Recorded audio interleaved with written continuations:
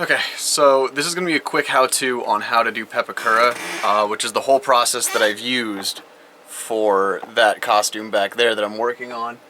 I'm going to give you some pointers as well, just some like do's and don'ts, things that I did that I made a mistake on, which are pretty prevalent, but they're not like be-all end-all errors, but they could have been made a little bit easier. And kind of like what it looks like to actually do Pepakura. So to start, this is what happens when you print out a Pepakura pattern. It basically will print out a set of sheets that look something like this. They're a little hard to see, but there are lines all throughout the whole thing. I have really bad lighting, but I'll show you here these up close here in a second. And you just need to basically cut and fold as you go. Let me real quick tell you a few things that you can do to make this a little easier, okay? Give me 2 seconds. If you want to make your life a little bit easier when you're doing Pepakura, one of the things you can do is there's an option on the screen when you print it out to add edge IDs. That's what these little tiny numbers are, and what it'll do is any edge that is on a different sheet of paper than the other, it will print out a number and it'll give you it in the dead center of the seam so that you can figure out where it goes. I definitely recommend using this. I didn't use it on the helmet, and the helmet took far longer than it probably should have. If you look close, you'll see there's no numbers anywhere on that bad boy, so I had to figure out exactly where everything went on my own.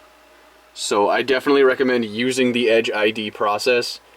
The Pepakura designer and viewer will print them out for you, and it'll figure out where those all go automatically. So it makes life much easier.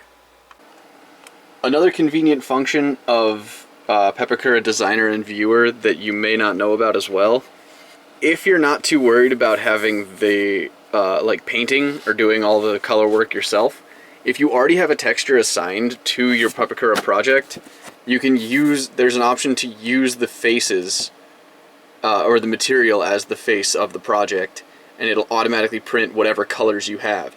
I didn't have colors and I made a mistake and I accidentally used that option, so it just printed gray. But if you have a texture that'll outright encompass the entire project, then you can just print it out and be ready to go. So if you're doing something small, like if you're paper crafting, I know people have paper crafted 3D sprites and things like that, you can absolutely print out the colors and have it ready to go. Yeah. But I don't recommend it for if you're doing larger projects like I am, because for me, I have bad eyesight, and that makes these numbers very difficult to read because it's black on gray, or black on another color. So I just used white, and I'm going to paint everything myself. So looking at the sheet of paper, you know, you see that it has some solid lines here, dotted lines, and it has dot dashes. It's kind of hard to see. There we go. So you got dots, and you have dot dash. What this means is the solid lines are the ones that you cut, the dotted lines are the ones that you fold over as a mountain, and the dot dashes are the ones you fold over as a valley. And what that means is you basically take the piece that you have folded out, and then this line will fold towards you, and this line will fold away from you. That's really the whole process. It's really not difficult, it's pretty time consuming. This is the only piece I have left, otherwise I would show you how to, do an entire piece in depth, but this is the only piece of Pep that I don't have done, so it's the only one I'm going to show. But like I said, it's pretty straightforward. I use a piece of wood. I use this basically just to make sure I'm getting a straight line for the folds. It's pretty easy to mess up if you're not using something like this. You can use a ruler, you can use a piece of plastic, you can use a box that you have laying around. It doesn't really matter, but it's going to give you a nice clean straight line.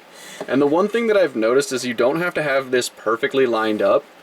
The most important thing you can think of, like the most important thing you can do, is just make sure you have it pretty much in the ballpark. Unless you're working on something that's incredibly detailed, you really don't have to worry about some of these being, you know, 100% perfect.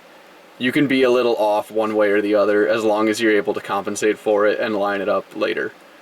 As long as things like the corners are usually pretty good. But I'm going to go through and I'm going to fold all this and you'll see kind of how it looks when it's done.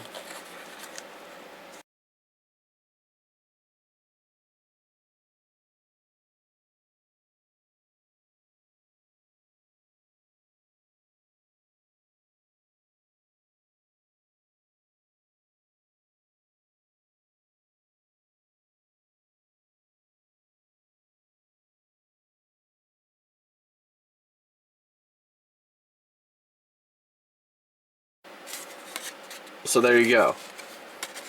When you're done with all this, you're basically ready to go.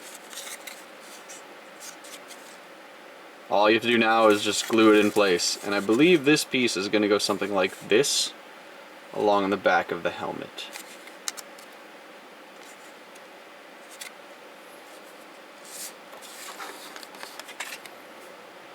Hopefully that wasn't visible the whole video. Whoops.